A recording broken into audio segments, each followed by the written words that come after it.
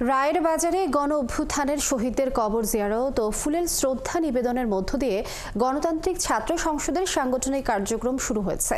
দুপুরে সংগঠনের নেতারা রায়ের বাজার কবরস্থানে গিয়ে ফুল দিয়ে শ্রদ্ধা জানান।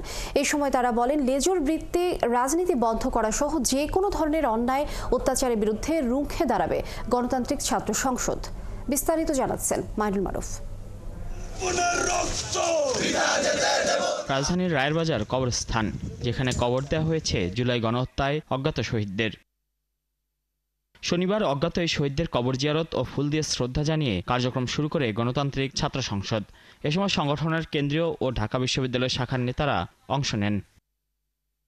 পরে গণমাধ্যমের সাথে কথা বলেন নেতারা, জানান লেজুর ভিত্তিক রাজনীতি বন্ধ করা সহ যে কোনো ধরনের অন্যায় অত্যাচারের বিরুদ্ধে রুখে দাঁড়াবে গণতান্ত্রিক ছাত্র সংসদ।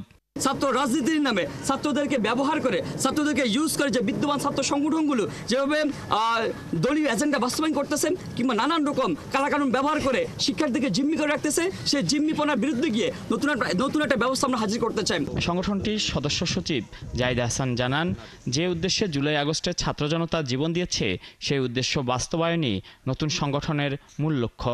আমরা বারবারই বলে এসেছি, জুলাই গণঅভ্যুত্থান আমাদের শক্তি, জুলাই গণঅভ্যুত্থান আমাদের ভিত্তি। জুলাই গণঅভ্যুত্থানকে ভুলে গিয়ে বাংলাদেশে আর কোনো রাজনীতি চলবে না।